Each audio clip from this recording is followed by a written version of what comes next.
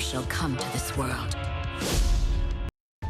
Welcome back to our series where we are all tied up between Gale Force eSports and Roll20, sitting at 1-1 so far.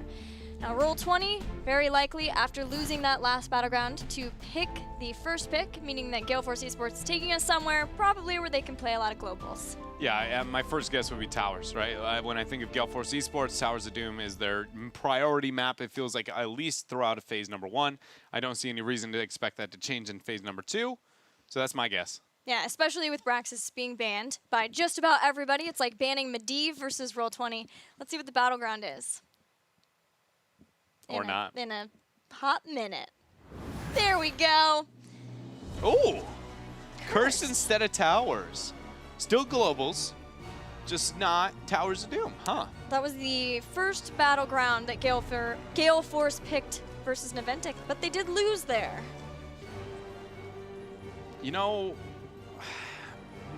how does this play?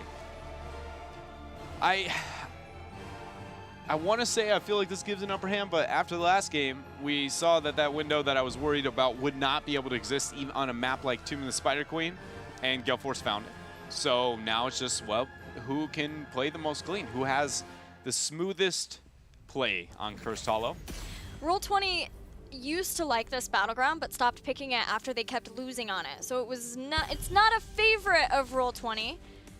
I feel like Cursed Hollow, historically, like just from a, not just North America, just like the world of competitive players, at least those that I've spoken to, always view Curse as like, yeah, that's like the map where the better team wins, or then they immediately go like when they're winning on it, and then immediately when they start losing, be like, nah, the tributes, like it's hard to predict, like it's just luck, man. RNG. Yeah, it's like, it feels like it's like so love one week, hate onto the next, that I'm not surprised whenever it ends up being a favorite or at least favorite for any team.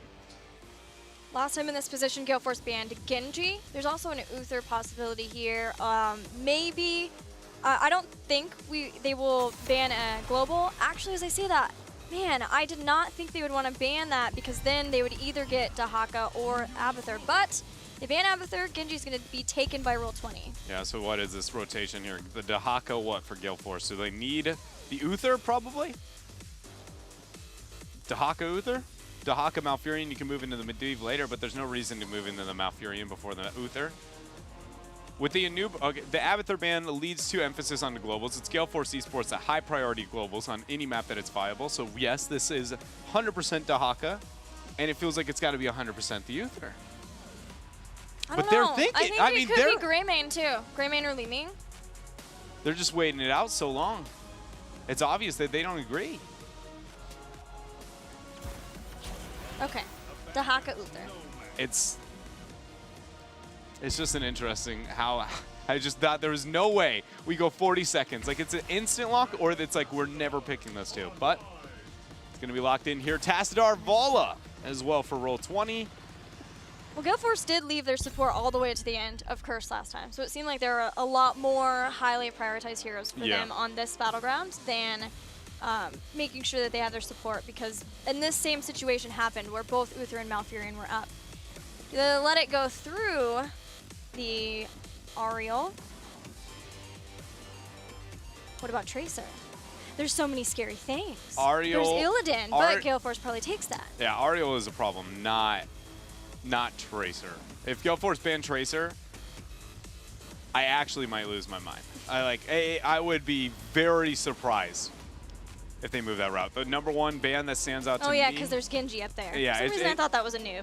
It's just like, oh, you know, that would be, it's possible. I mean, I've seen crazier strategies, but it would literally be like, oh my goodness, Gale Force.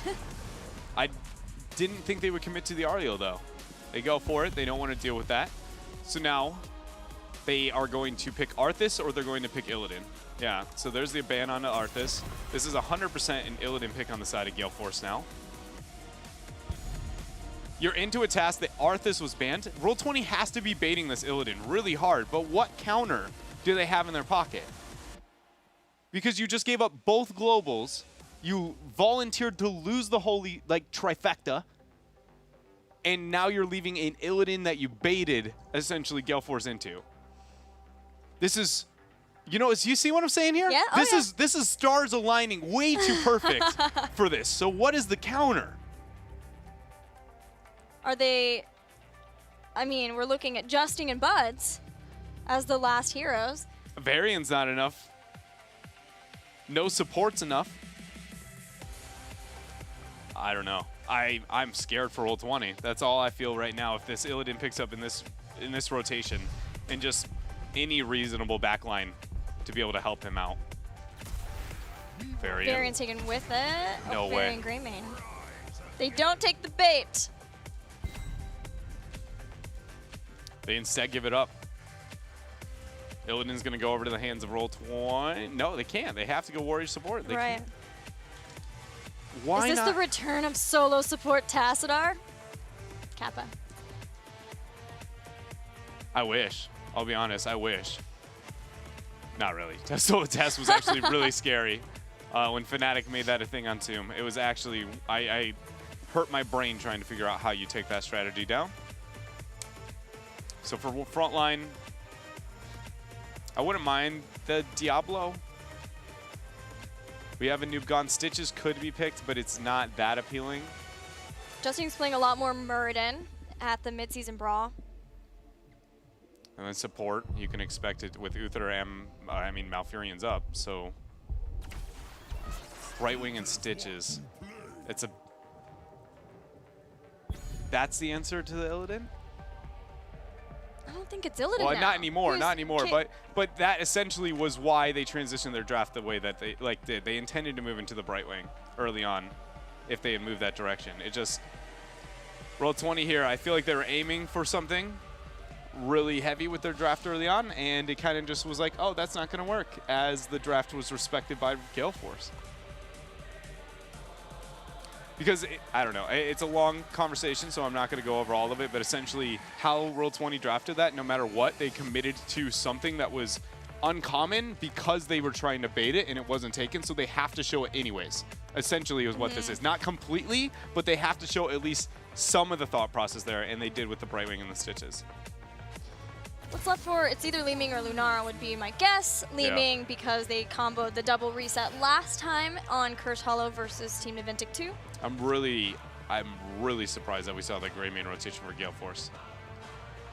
But then it's not like Roll20 rebuttaled with, you know, an outstanding pickup there. The Brightwing solo support is going to struggle, but she does at least have the Tassadar to try and aid. What do you think? I like the Gale Force draft. I like their Li Ming and Greymane was very well executed between Fan and K1 Pro yesterday. K1 Pro's Li Ming was off the charts awesome. I'm wondering if we'll see Gale Force do the same type of thing that they did yesterday versus Naventic, which is just stall out the first tribute for as long as humanly possible without dying, and then keep their Dahaka soaking. It's not going to have necessarily the same effect as the Illidan did, and they got very lucky with where the Giants were. Yeah, and they also were convenient in the lane mismatch, which that doesn't exist. Brightwing, see, we've talked about this, but Brightwing is not a global because she loses every 1v1 and because you lose every 4 versus 4 when she's not there because you have no support. Like, she can teleport across the map, but that doesn't make her an effective global, and especially into a hero like a Dahaka on the other side of the table. It just goes, she stays off on her own, she'll sit in the lane, Dahaka will push into her until she TPs, he can TP. He won the 1v1. He gained value, so she loses the whole time. Does have the mismatch then. Yeah. Like they did yesterday.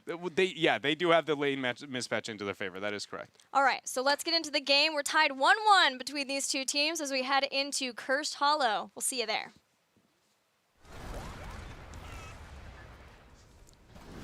I just hope Roll20 proves me wrong here, especially with Buds there on the Brightwing, because, you know, Fnatic proved me wrong. They had a couple of polybombs, or not even polybomb strategies, just flat out Brightwing strategies, Stitches, hooks, isolation compositions that worked out pretty effectively.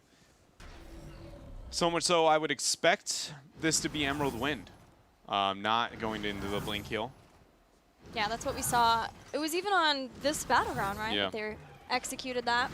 They also had better follow-up, more than just the Brightwing. It wasn't just here's Brightwing and some other heroes. Force Wall into the composition of Gale Force. Varian's pretty successful at surviving on his own. Dahaka is pretty good at surviving on his own too, but they both are technically vulnerable to Force Wall, so that's another follow-up we might see Roll20 venture in towards. Maybe even Rain of Vengeance? I actually want the Rain really bad. I think it's going to be a must. I don't mind on Force Wall, but I really think that it's going to be an absolute must that we see Rain of Vengeance coming out from Roll20. Gale Force eSports opening up with the tri-lane in the bottom lane. Roll20 doing the same in the top, so now it becomes a battle of who deals more damage. With the Brightwing, Tassadar, and Vala to keep Vala healthy and sieging, and then the steady siege of Gale Force here. It's doing a good job. The tri-lane ship for Roll20 is going to be better. Just Vala and having 2 cross supports, it's just there's nothing that Dahaka can do. He can barely be able to move up. Greymane is pretty effective on his own, but the wave clear between Genji, Li Ming, and Uther is honestly non-existent, which is why you see Roll20 being more effective. They can rid of the minions, which means they aren't tanking nearly as much, and they get onto things faster. But now that they managed to get the minions stacked up, we're going to see TP on Brightwing. They're going to go for a pick. They're trying to zone off here. I respect this call from Roll20. Poly hits, there's an Arcane Flare. Akaface with a big heal to hit K1 Pro. They will zone away Gale Force. They don't get a pick, but they save the fort. That's exactly what they needed to do. I love that. That was so clever here from Roll20. Now they cycle down a 3rd member. Usually that's going to be Stitches to make sure that doesn't die. Otherwise, it's essentially wasting time, right? That you got the teleport, but if you forfeit it over completely, nobody from mid is rotating out. But Gale Force doesn't care. They don't even question moving up there. It is a risk, especially if Stitches didn't show. And they're more concerned here about the Giants. Roll20 is picking up theirs. Gale Force is picking up theirs, so it's just going to be even. But again, Gale Force has the global advantage because Brightwing is the non-existing global that is a global. Brightwing is in a setup to maybe stay for a little while and contend with those Giants in the bottom lane. But if Gale Force can force up Brightwing to phase shift for some reason, then in that case, may be able to just take the fort down with the Giants. They're even moving into position to do. There's only Brightwing here, especially with a lot of Roll20 trying to take out more structures in the mid lane. So this gives Gale Force some time before the tribute spawn. Yeah, this is really nice, but Roll20 has, instead of saving the fort, wants to get the turrets off onto the side. It's not going to be as much experience as the fort, but it's pretty close. It's all about this tribute here. Dahaka staying up on top, trying to rid of the Giants. Genji will rotate down for Roll20, so this is a 5-man rotation for Roll20, and we're waiting on the follow-up from the Dahaka. Nice hook here. Yeah, that just shows that there's just not a whole lot of follow-up yet for those hooks existing for Roll20 in the composition they have so far, but later on, once they get the heroics, they will be able to add to that. Dash over the wall, Dahaka. trying to pressure out. There's Dahaka, nice polymorph. He still has the drag though, who we go for. The fault dodge is perfect. Coming out from Prismat, Justin throws out the rebuttal hook, but the members of Gale Force are healthier than that of Roll20. Wait a minute, Brightwing's passive healing. You see the value it's getting here? One argument for Brightwing on Curse is, in fact, early tributes. Pre-9 tributes, she's actually very good if everybody deathballs. You see them grouping, clumping. Ariel's one of the only supports that can keep up with her, and that's only if you have an effective battery. So this is a nice abuse of, you know, the Brightwing pickup here for Roll20. One of her few advantages they're getting value out of. It still is all 5 members of Roll20 down here while both Dahaka and Greymane are soaking. So the longer Gale Force can stall this out safely, the better for them, but it was not to be had. The zoning of Roll20, thanks to the healing of Brightwing, finally they can step forward in zone long enough for Roll20 to get the first tribute. The main focus for team fights when looking at how Roll20 approaches it, it's obviously any hook into polymorph blow up is ideal, but let's say they can't get that and they need to force a different way. It's going to be teleporting on top of Glorong and timing it his initiation onto the Genji and then making sure you polymorph Uther. You never polymorph the kill target, especially with modern Uther. Old school Uther, once in a while, it was worth it, especially post-16 with Criterize. But now with Guardian of the Ancient King, screw that. You're just going to go into flat-out polymorphing the Uther, not letting him get the heals, and trying to make sure they get the kill target on whoever Genji initiated, which for now looks like it's been Li Ming. Different Stitches build to compensate than what we've seen so far. from the norm really a lot of the time at the midseason brawl, but also even from King Caffeine, adjusting, having more of a safety Stitches build, getting dampened magic. He also has an amplified healing, and then his tenderizer to be able to add some slows. Another beautiful juke there from Roll20. Like both times he's come in with a brush shocker. They've been effective positioning. It's just flat out nice response coming up from Roll20. Gale Force is split here on this transition upward. This is never something that you want to have happen on these type of tributes. You all have to approach through Knights the safe route, otherwise it's a very easy split choke. And Roll20 is abusing that. The Uther and Greymane both are not transitioning out, showing that they are not moving to the tribute. They're gonna give it up.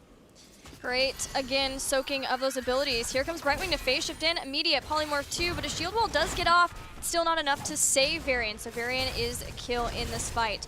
Michael Udall using his essence to heal, stay healed back up despite taking some light damage. But look at what Roll20 have been able to achieve thanks to their soaking in lanes, but more importantly being able to get that fort down. It's netted them a level lead, and they're about to get heroic abilities. Gale Force, though they may have the global, they are not doing well when it comes to the macro sense of the game. Roll20 here just completely abusing the Tassadar Vala Brightwing early game pressure. And now it's all about rotating out the bosses here. Tribute spawns on top next to Roll20 on the boss that they're obtaining with 10 advantage. Man, that could not have gotten better. Could not be better. It's so just like, oh, thank you. This is, yeah, we'll take this curse, thanks. It feels so good when that happens, but now they have to focus on the boss on bottom. That is something that one member, maybe two, might focus on getting rid of. And Gale Force, or excuse me, Roll20 still needs to push with this curse. I wonder if this safety Stitches build is because he wants to go for Gorge for more of that isolation. Even though there wasn't Emerald Wind from Buds, he still went into Blink Heal. But they have the Force Wall, so in the event that Stitches can get a Gorge on somebody, they have Force Wall behind it, and then a polymorph from the target once they come out of the Gorge. Yeah, they went into Strafe and they didn't go into Emerald Wind, so I personally definitely think that's a tool that they need. I think Gorge makes sense now, just because, again, we talked about Force Wall and how that's like, yes, it's a tool, but is it really going to be that impactful if without Emerald Wind? I mean, it feels like you would need it. Divine Storm, and that is the Chain CC. Gale Force gets the pick during the curse of all things. And now they've got 20 seconds, so we're going to find ourselves Tassadar back. Roll20 hasn't managed to make anything happen here with the curse. Justing Snap hit Putrid Bile in that and dropped it down to sort of like, ah, I'm scared, and dropped down Putrid Bile. So that was also used and was strafe.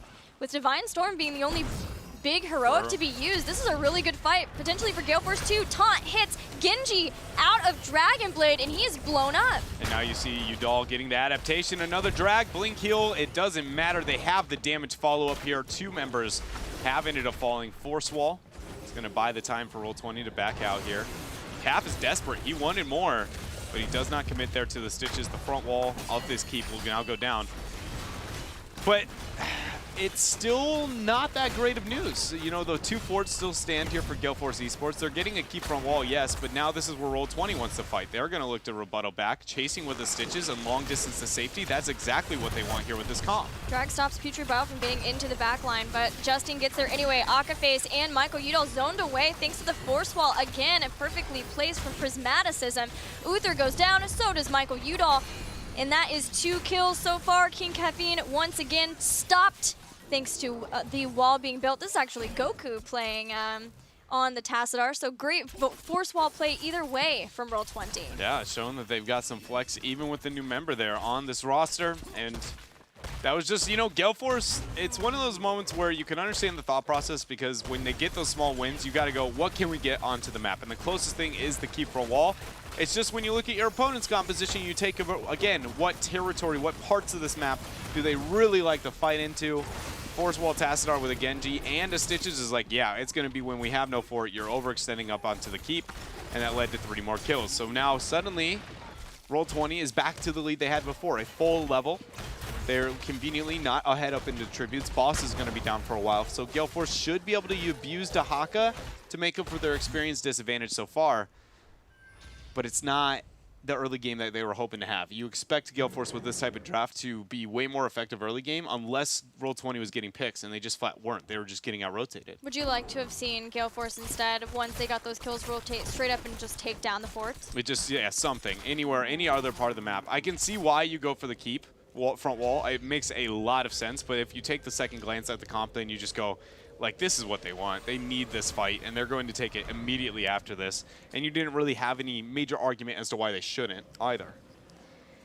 No, Dahaka, he can stalk in. Genji's almost here. That is a lot of damage on Justin thanks to the curse bullet, but he lives. Strafe on the back of that fan is pulled into Putrid Bile from a hook. Michael Udall stalks in. Mike Udall goes in. Look at that dimensional shift, dodging the Divine Storm of Akaface. Force wall laid down, but Goku is, oh man, Glaurung goes in trying to confirm the kill, the counter taunt, and he is dead. Rebuttaling here is Gale Force eSports. Another reset for K1 Pro. Justin is the last man standing. Taunt left up in 5. Cursed bullet be thrown out.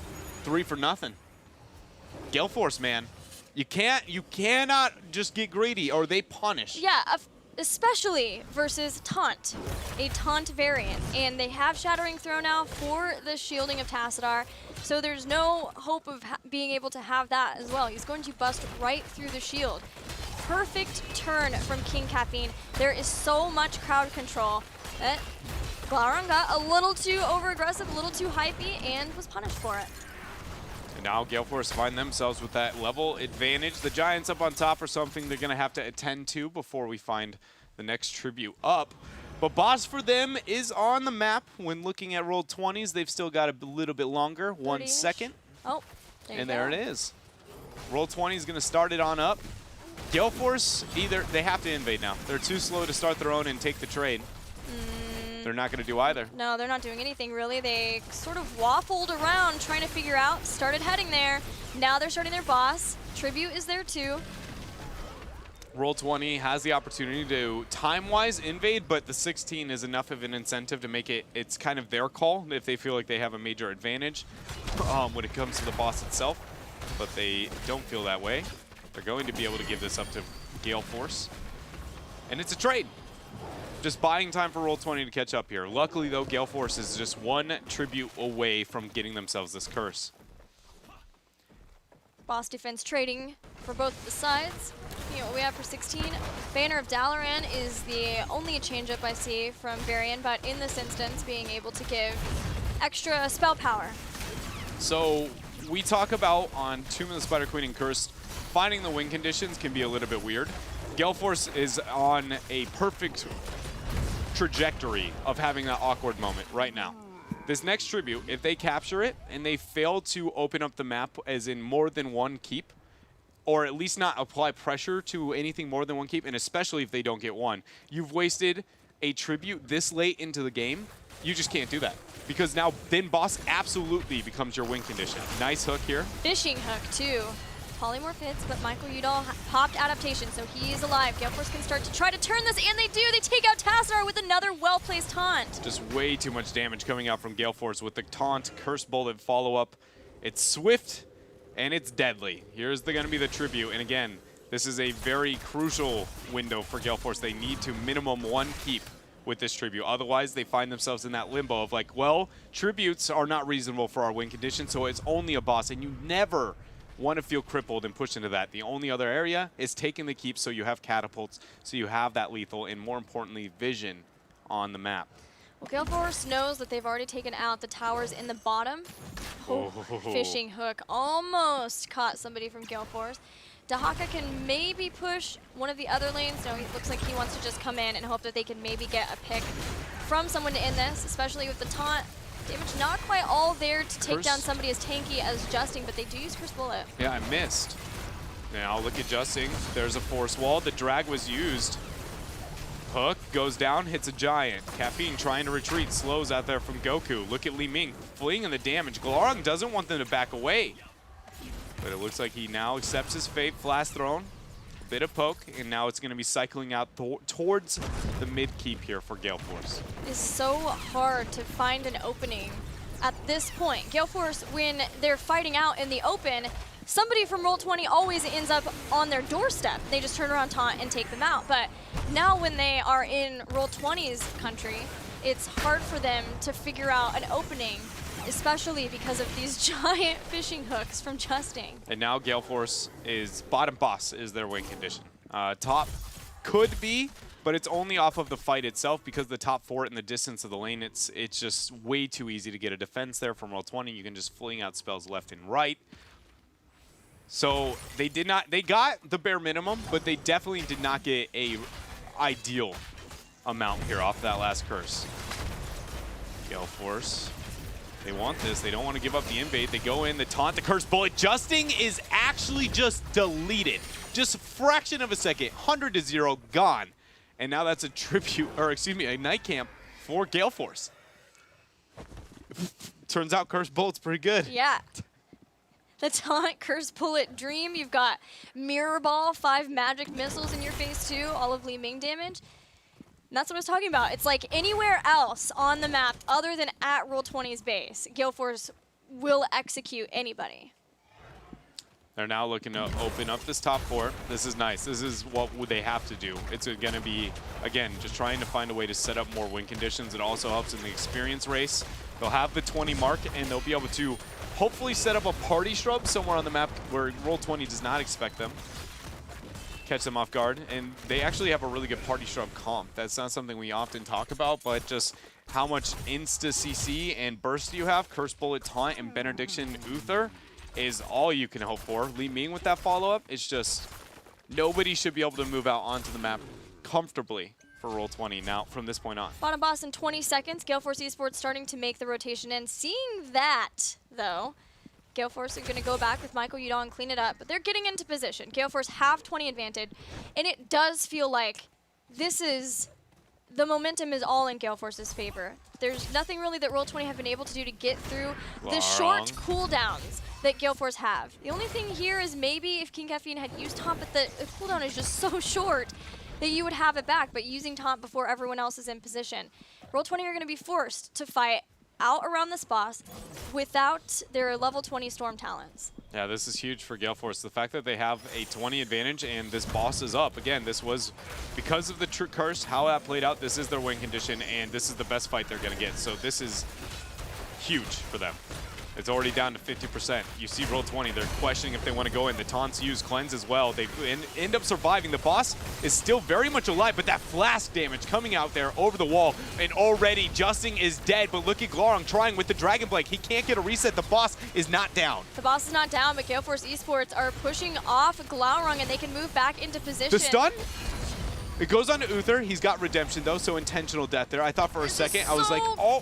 Close to resets. Buds gets back over the wall, but there's Michael Udall too. Gale Force eSports are everywhere in this instance. K1 Pro takes out Brightwing. There's only Genji and Vala left to defend.